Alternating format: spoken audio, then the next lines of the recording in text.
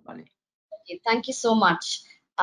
Thank you so much, Professor Marcos. Thank you so much, Nariman, for the invitation. I'm so glad to be here again on this platform. So what I'm going to do is this presentation is in three parts. In the first part, I will take you historically through various projects, programs, policies with respect to housing for the urban poor as well as the middle classes. And that is something that we look at a broad range of historical perspectives. The second part will look at some of the gaps that are in the supply and demand, and what those gaps really are. And then I'll kind of lay out some of the debate itself in housing that is laid out by series of architects, planners, as well as the developers actually. Okay, so that's the housing debate. We will shift to kind of starting to look at a new question. How do we actually shift that debate and ask new questions for housing from? So three parts in which I will take this presentation. So to begin, this is the city of Mumbai. Before the 1650s is when the British start coming in, but this is even before. The Portuguese come in 1534, and the city is actually a range of islands, a bunch of islands dotted by fishing villages. Series of fishing villages that are kind of dotting the landscape. And what is the housing type in each of these? So this is also kind of there's the existence of a port, which comes in much before the colonial port is set up. So also in some ways the city is urban even before the colonial administration sets itself up here. And this is really kind of the fishing. This is the fishing village today, and this is a house in a fishing village. What I want to point to is the type of that house. So the series of these interconnected rooms, and there is a large veranda which is there in front of the house. And that veranda, if you notice, the veranda is as big as any of the rooms that are here, right? And a lot of life gets lived in that veranda space outside. Similarly, an agrarian village. Again, this is a contemporary photograph village, that is a house that's still there in the village, in the city. And again, this is a series of interconnected rooms, and then you will have a veranda in the front, a veranda at the back, and a lot of life gets also lived here. With a little later, with this is the agrarian economy that is there, and then later you have a mercantile economy, and this is when the British come in. They start inviting series of traders from the hinterland, from various parts of the country, to come and to build this place. Okay, and so you start seeing a very different type. This is what the city looks like, a old file photograph of the city. But this is really kind of something that you see, that there is a type which evolves where traders come and settle. And there is really no distinction really between the poor and the middle class. Okay, like everybody's living in this kind of housing. Again, if you look at closer what that type is, these are single room tenements with large corridors on one side, sometimes on either sides. Here these are on either sides, and shared toilets. Okay, and so these are small houses. But what is interesting is, if you see the central space, and you see the photograph here as well, there's a lot of cultural activity that also happens outdoors, outside the house. Okay, and similarly you kind of start seeing other types evolving. This is a typical, it's a type in a trading settlement where you have the front is really narrow and the house is really deep. And this is something that we've seen all over the world, a deep house that evolves, where that increases the number of fronts that the house really has, because there's a shop below. And then you also see this kind of artisanal engagement, where artisans from various parts of the country are coming in, and so you see this kind of work that happens on the house. These are not plain houses, but they're also very deeply crafted and articulated. So that's the type. And then you have, post the mercantile economy, you have an industrial economy that's developing in the city. And if you notice, the city is also moving northwards. And what basically happens in this is that cotton textile mills are set up in the city. The rich and influential traders are now setting up these mills. but they're also building houses for the mill workers who are coming in from, again, the hinterland, from various parts of the various parts of the state, to come and now work in the mills.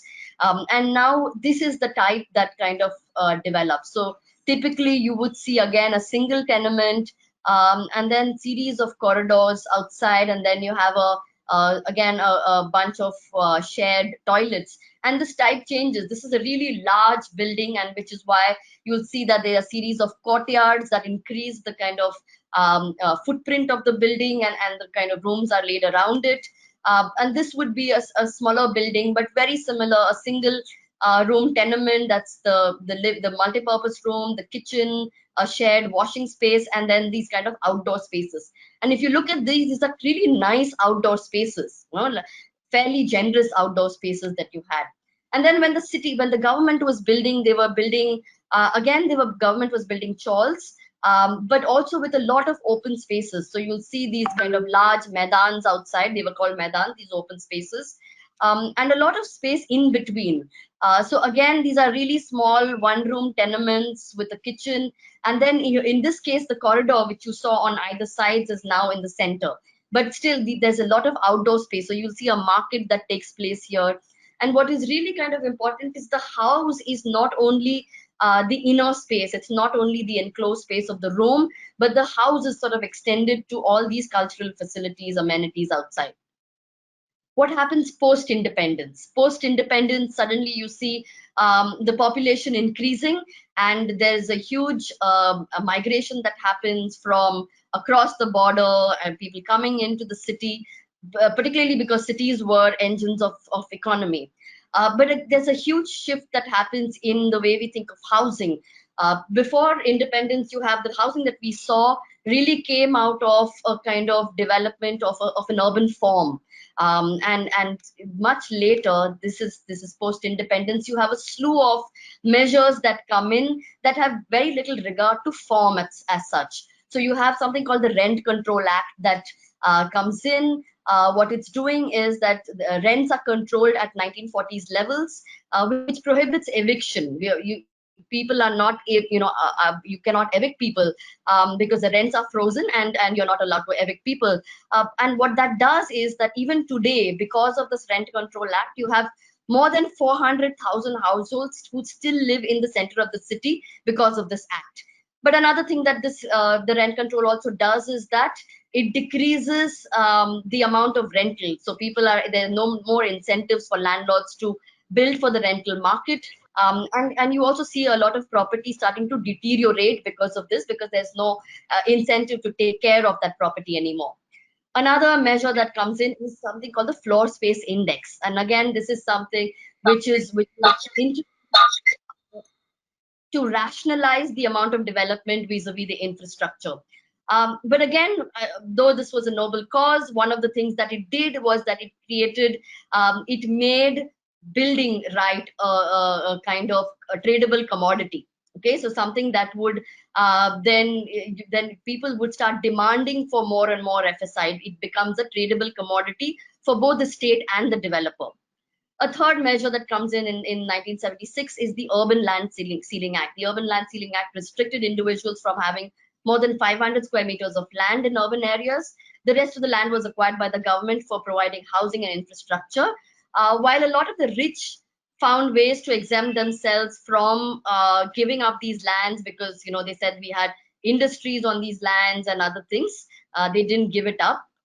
Many others had to give it up. But on the other hand, surreptitiously, a lot of that land was also appropriated by developers. So finally, this law was repealed in 2009. But what all of these three measures did was that they also restricted supply and also increased the real estate prices.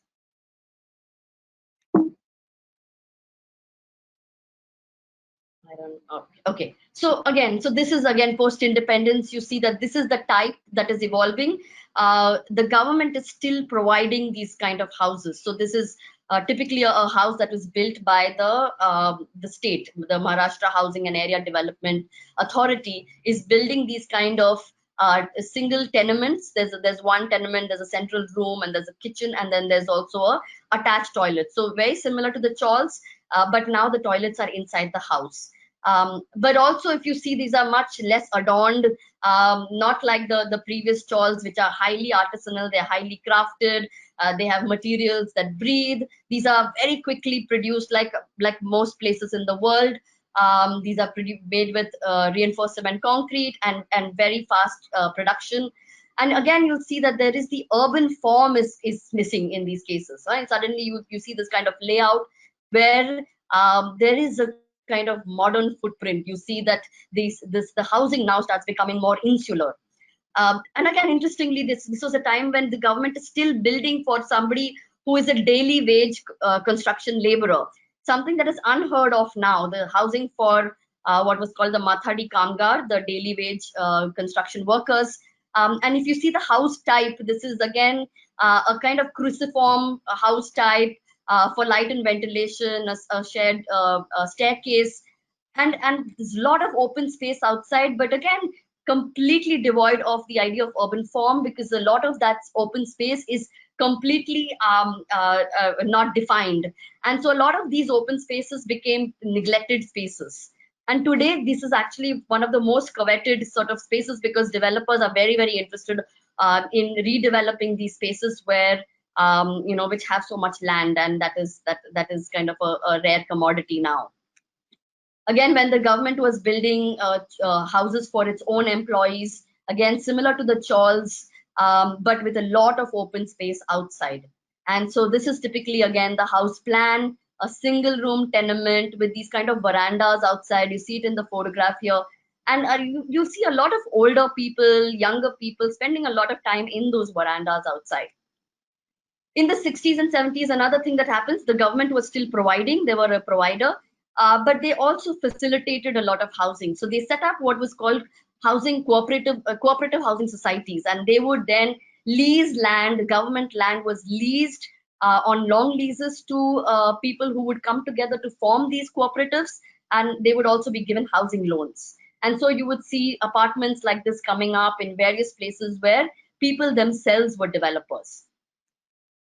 But then, of course, there was a huge surplus. There was a huge sort of gap between demand and supply, and people would then start taking care of it themselves by setting up their own self-built settlements. So you would see a proliferation of slums in the city, and the policies and programs that related with respect to slums kind of kept shifting. Up to the 70s, you had something called the slum clearance and redevelopment, where slums were bulldozed. Some of them were redeveloped, but a lot of them weren't. In 1976, there was a particular policy that came up, which was called the Slum Improvement and Upgradation, which said you cannot demolish the slum unless, but what you need to give is infrastructure. And then in the 80s, mid 80s, you had something called the site and services schemes that came in with the World Bank, and we will see, we understand that this is also the site and services schemes were also happening at this time all over the world. So Mumbai has one of the largest site and services schemes as well. And then you had other slews of policies. You had the Prime Minister Grant Program and the repair of dilapidated buildings that was set up under the government department. And then these two policies are something we'll see later in the 90s. So again, infrastructure that was put into these places, but sometimes in a very completely haphazard way, but it still gave people infrastructure, water supply, electricity, and allowed people to live. But what was also interesting is that these places were not places of unemployment in any way. These were places of extremely high entrepreneurship, where people actually worked. The house was also a work and living unit at the same time. And then slowly you had other policies that came up, something called the resettlement scheme, where the government actually provided pitches of land. So these were serviced, as opposed to what you saw earlier, where you had haphazard infrastructure. Here the government would provide infrastructure, roads, services, and they would give these pitches of land for people to build their own houses. This sort of developed later with the World Bank coming in the mid 80s to create the site and services schemes. And you'll see that now it is not only the pitches of land, but you also had things like a courtyard that is provided in the center. You had houses on all sides. And you also had amenities that were provided. You had shopping facilities, health infrastructure, education facilities that were provided. And people, again, like the cooperative societies we saw earlier, had to come together as cooperatives of houses of 35 to 40, coming together, who would then employ a contractor and build their own houses. And they would also then be provided loans by the government. And so these are the kind of, and some really nice spaces in the city actually today also exist in these spaces. And later you find that some of these spaces post 90s, when when the economy is also shifting to a more entrepreneurial economy, these places become very, very highly kind of places where both work and living happen at the same time. And so this is again the 90s. Again, we have a rise of population, and the economy is now mixed. There's the mercantile economy, there's an industrial economy, and a finance economy, all overlapped coming together. But what is really happening in this phase is that the government is no longer a provider. It has stopped its role of providing, and as opposed to that, what it's doing is that it is now facilitating. So a slew of redevelopment projects, rehabilitation projects is something that we see here in the space post 90s. And this is really what you see in the city. And I'll take you through some of that. So this is the 90s, privatized slum redevelopment, privatized development of what is called dilapidated buildings, but buildings that are built before 1947. And this is where developers are brought in. They're given incentives to build free of cost for the inhabitants in return for a building right that they did not have earlier. Okay, and so I'll take you through some of that.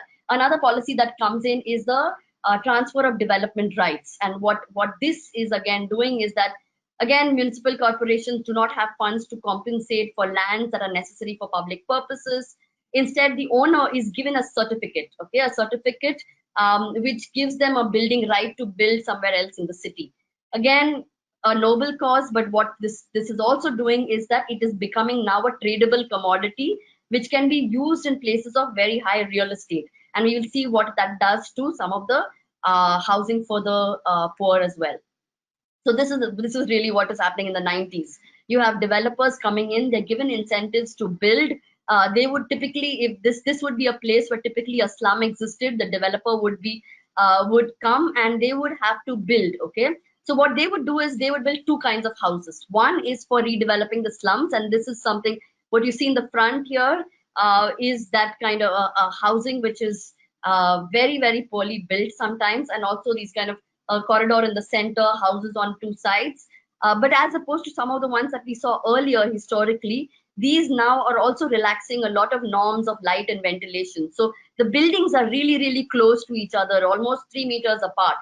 And then you would have something called the sale building, which is built, which is nicer and has more light, ventilation, and all kinds of possibilities. And this is really when the developer comes into the picture. Again, a very schizophrenic housing where you see that the back is a slum rehabilitation house and the front is actually a hotel. Very, very differently treated. And this is again resettlement projects that come into the city. The government again is facilitating this kind of redevelopment where it's not possible to build in the space where infrastructure is required to be built. So, for example, if you need a road to be built and other things, then you cannot have in situ development. And so, what the government does is that it removes people from that place and resettles them in far peripheries. But how are they doing that? What they do is they give TDR to developers. So generally, what developers do is they dump their the land that they have in places of very low real estate prices for this kind of housing, and in return they get TDR, which they can use in places of really high real estate. Okay, so that's predominantly how this housing is getting built. But again, very interesting. You see this crazy kind of almost a development where you see that there's very little light ventilation. You have houses that are very close to each other, and this is perfectly legal because what it's doing is it has relaxed norms of light and ventilation so that the developers get incentives to build, which is really kind of almost inhuman. And also some of these sites have become sites of very, very high tuberculosis in the city. So that's something that, again, series of houses. And then the older dilapidated houses is also, and this is, I'm not necessarily all of them are dilapidated, okay? These are all houses that are built before 1947. The developers are again given incentives to give housing free of cost to the developed to the residents, but in return they can build more than they would otherwise have been able to build. And so you see these typically towers that come up in the city, and these are also relaxing norms of light and ventilation, so they can also be much closer. Older villages, urban villages are also turning into this. And this is something that you will see in that development in the inner city, in the older fabric, whereas some of these would follow city edges and street edges, and be this kind of interesting urban form. This would be an island sitting in the center with compound walls and generally a kind of parking that goes up to almost ground plus 7. That actually is part of the is what the city actually experiences. And this is really the shocker, actually. If you look at what this 20 years of supply of policies and programs in the city has done, is that while we have, there's this whole sort of, there's the government touts this idea of creating a slum free city, okay? And what is that slum free city? What would it pertain? It talks about 1.3 million slums is what exists. In the last 20 years, we've been able to build only 273,000 houses. The chawls are 150,000. We've been able to redevelop and build only 13,000. So if you go on, the demand is really 1.77 million, and in the last 20 years, affordable housing has been, what we built is only 325,000. And so this is kind of absurd gap that exists between demand and supply. And if we kind of project that, it will take more than 100 years to actually in some ways fulfill this requirement, okay? And so that's something that we are it's kind of starkly sort of surprising and shocking. But also the private sector has not been able to make a house less than 1.2 million in the city, which is the current affordability, okay? So that's, and so despite all of these policies that we have here, despite 50 years of policy, slum population has remained unchanged at 50%. And really that's because we have looked at the idea of housing shortage, and moved to the idea of rights and legality as a way of solving this problem. But what that has done is it has only exacerbated that gap, okay? So what are some of the current debates? The current debates are that you have the city has very, very high density. It has no land. The old and dilapidated buildings, more than 20% of people live in these kind of structures. More than 50% people live in slums. And hence this is the kind of development that we are moving into. A lot of the housing policies are populist. The current policies provide incentives for free housing for slum dwellers and occupants of old buildings. Loans are easy, and development rights are constantly increased. So typically a settlement like this would turn into a high-rise tower, but you have very little housing actually increasing because these houses are large. So only 15 to 20% tenements are added. Often this is speculatory housing, so people who invest in this kind of housing and don't really live in here. But also what happens to when older residents move into this tower, in this kind of tower, they have to pay very high rates for maintaining this. And slowly they kind of are bought out, they leave this place. And so there's a soft eviction that happens in the process. And then the developer, that the housing is actually developer driven. So all of these, what we had, housing delivery that happened through cooperative societies, public sector housing, all of that has diminished, and really everything is now being facilitated by the developer. Also, the property markets are constrained because of rent control and other things, because of messy approval processes, messy tenures. You also have this kind of a constraint of property markets. And then, of course, very, very high real estate prices. So all of these are really the current housing debates that everybody is speaking through. However, the contention here in this presentation is that all of this might be true at some point or the other, But this is really kind of looking at this idea of creating a case for housing shortage. And that housing shortage, really, we have seen the absurdity of the gaps between the demand and the supply when you look at it through housing shortage. So what are some of the shifts, that some of the conceptual shifts that are required in kind of rethinking the housing question is something that we would be interested in looking at. And I'll take you through some of that. So one of the things is the questions of density and land. Okay. Now, the past 20 years, the population of the city has actually not grown. Okay. And that is interesting. If you look at the fact that, often people think that the city is growing all the time. But if you look closely at some of the figures, the population of Mumbai is growing less than the national average. Okay. So which means that it's not the population that is increasing, it's the intensity of the city that is increasing. The other thing is that policies of the state have prohibited forcible eviction of people. Okay, so this substantially takes care of the land issue. People are not, you cannot evict people, and so in that sense, land is taken care of. Okay, as only if that land is required for infrastructural projects is when that land would then not be available. So land is available in this case. The other is question of urban form. Now, often this is something that is we often speak about. The logic of the city is such that you have diffused boundaries, blurred edges, complicated tenancies, and the city actually has a lot of transactional capacities through which they operate in this blur.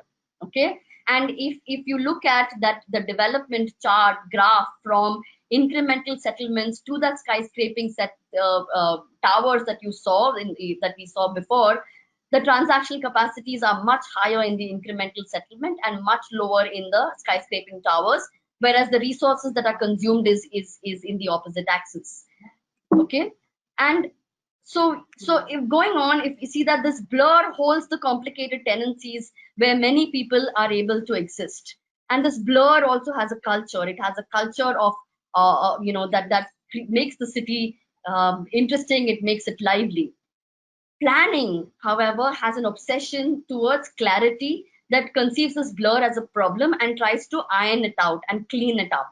And what that leads to is what we're seeing here. It leads to this kind of highly polarized city that threatens the logic of the city itself. The third question is the question of housing type. Okay, like for example, we saw some of these historical houses that many of them are single room tenements. However, what we miss out is the qualitative aspect of this. You see a large veranda in front of this, you see these bridges, and a lot of life also gets lived outdoors. And now when things like FSI come in, these are generic regulations that monetize space and create a lot of privatized inner space and have absolutely no regard to how these shared spaces can actually be formed. Okay, and so when the census, and so people are doing all kinds of things to make these spaces culturally rich. And but what the census misses out is when it claims that 57% people live in one room tenements, there is no scope of thinking of its qualitative parameters. What people are doing to create these spaces. How do we create spaces which are not necessarily only privatized? And we see these innovations happening in space making. So again, this is what the census would call a single room tenement. It has an attic on the top. It has the space here. What they've done is they've retrofitted the house to have a bathroom inside. There's a skylight that comes in that lights this quite beautifully actually. And so again, what we miss when we say that we have to provide for housing is when you say that the single room tenements have to turn into something more habitable, which will be series of rooms. You lead to what we saw before, these horrendous towers with no light, no ventilation, and absolutely no regard to city form. The other thing is conflation of house and home. Okay, and again, this is what the census says. What it defines: a dwelling room may include a living room, a bedroom, a dining room, a drawing room, a study room, and other habitable rooms, provided they satisfy criteria of dimensions. However, dwelling rooms do not include kitchens, bathrooms, latrines, storerooms, passages, or even verandas. And that's what we've seen historically, that verandas have been part of life and living, and they've been as big as rooms, and a lot of life got lived outside, particularly in climates like these. But again, these are not something that are considered by the census, and then it creates a kind of idea of shortage. And what I'm arguing is that this definition precludes many forms of living that leads to a monetized form of housing. Many lived realities show that many more ways of homemaking are possible that defy this definition but have constituted a culture where neighborhood and city are extensions of one's home. And so typically, again, this is the drawing of how the Poonawalla chawl, and you'll see that these bridges now become living room spaces, and also very interesting for particularly for the old, and for the really young who have a form of security because of the form of the house. And quite interesting, the form of the house is also quite porous because there's a front door, there's a back door, and you will find people walking in and out of the house, and that actually kind of creates a sense of security for the community. And again, images like that, where people are sleeping outside, are seen as poverty, and a lot of times it's the image of poverty. But again, if you look at the house, this tall house which has really generous space outside, and lots of ventilation, air in the space, and so what I would argue is that a lack of acknowledgement of the way people make homes in multiple ways, is what creates these absurd policies which create affordable homes on peripheries of city and absurd locations where people cannot reach. People are homeless because of a lack of dignified infrastructure. And so again, there is a case to think of, can multiple infrastructures, rentals, cohabitation constitute an idea of home, an extended idea of home? Again, a fifth argument here is that there's a fixity in the way we think of permanent versus temporary construction. And again, if you look at what is the National Sample Survey organization makes a list of all the kind of materials that are considered permanent and impermanent. Okay, what is called pakka and kacha. And there is a series of wall materials like burnt bricks and stones and cement, concrete and timber, which are considered as permanent. And then you have series of roof materials like galvanized iron and asbestos and reinforced brick concrete and reinforced cement concrete that is considered permanent. But everything else that is made with other materials is impermanent.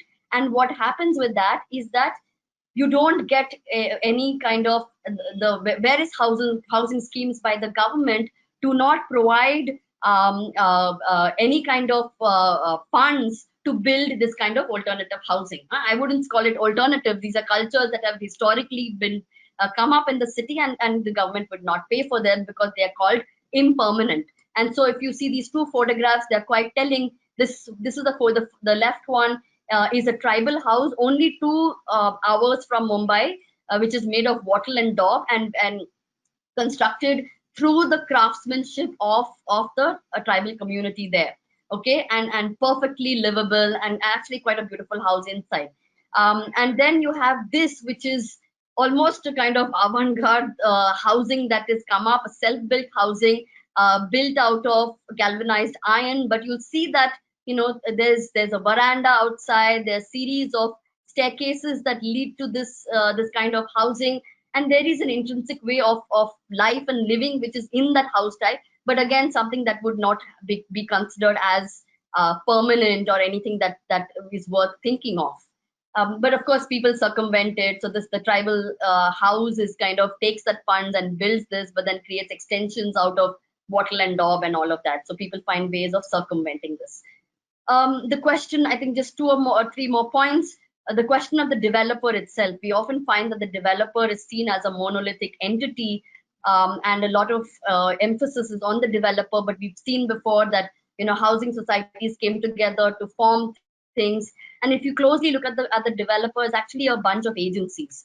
And so again, the contention is that if you look at how the series of these agencies coming together, then it's possible to think of a development that doesn't happen through that monolithic developer, but in many different ways where people themselves become developers. And then the question of finance. If you look again closely at the slum house, and like the case that we saw before, where people had put up their own houses, people actually have paying capacity. So you would see a typical slum house that is made, that costs 3,500 USD. 1,75,000 rupees, where somebody would invest in building a house like that. And compared to that, if you look at a house that is built by in the market, it's almost 40 times that, you know. So, and that also comes through all kinds of clarity of tenure, lengthy approval processes, speculation, and all of that. So is there a possibility of thinking of a development that comes from these energies that are already kind of there? And again, just another very close, quickly looking at the census itself, a close look at the census shows that actually a lot of these houses are not in a dilapidated condition. They are either good or livable. And the housing shortage, if you don't kind of look at a slum free house, is only 1.74%. And so what that does is it makes a case for repairs, retrofits, and and upgradations, but in a much more creative way than they're happening right now. And that's how I would kind of sum up. Just to summarize the arguments I've been making so far. The state policies have addressed the land question and prohibited eviction. Moreover, there aren't so many people coming into the city, and so that's the land question is taken care of. Planning's urge and insistence on the appropriate size of housing, and this idea of set standards, or clear titles and clear form. What they do is they're not only impossible, as we've seen that the gap is so large that they're not only impossible, but they're also destructive of city form and logic. The third argument is that current definitions of household, ideas of habitable spaces, and regulations that bring all open spaces under the ambit of FSI restrict the type and form of the home. And we need more form-based codes to, again, bring back the creative nucleus of thinking of houses, which are completely taken away by these kind of generic rules that are in place. Every occupant in the slum pays for making or maintaining or renting their house, so people have paying capacities. So that's something that is important to think about. A more recent household survey, like we saw on the last slide, says that under the census reveals that the shortage of housing is actually marginal. There seems to be a requirement of policy promoting retrofitting, repair, and conservation of existing housing stock, rather than a policy oriented towards redevelopment and building new houses. And today the city does not have this policy. And the seventh is, again, what I ended up with: the emphasis on owning a house has curtailed many other possibilities of rentals, cohabitation, and multiple infrastructures constituting an expanded idea of home. So that's it. Thank you. Yes. Hi, Kathy. Every time I see images from Mumbai, there's a bit of nostalgia, because I've been there actually with Nariman together. So we kind of know a bit about your fabulous city, which has that much energy. It's an incredible place, one of my favorite places on this planet. While being there, I saw those very, very dense houses and how they were developed, and had some idea about how they work, but now you clarified it. And I also noticed how dense is the population within the city.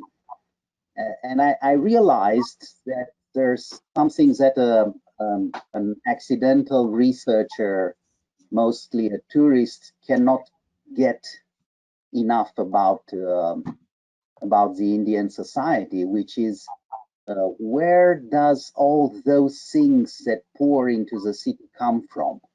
Like all the vegetables and electronics and fabrics and whatever it is produced there, where does it come from? That was one of my questions. And of course, there are some industrial belts, I would suppose, also trade.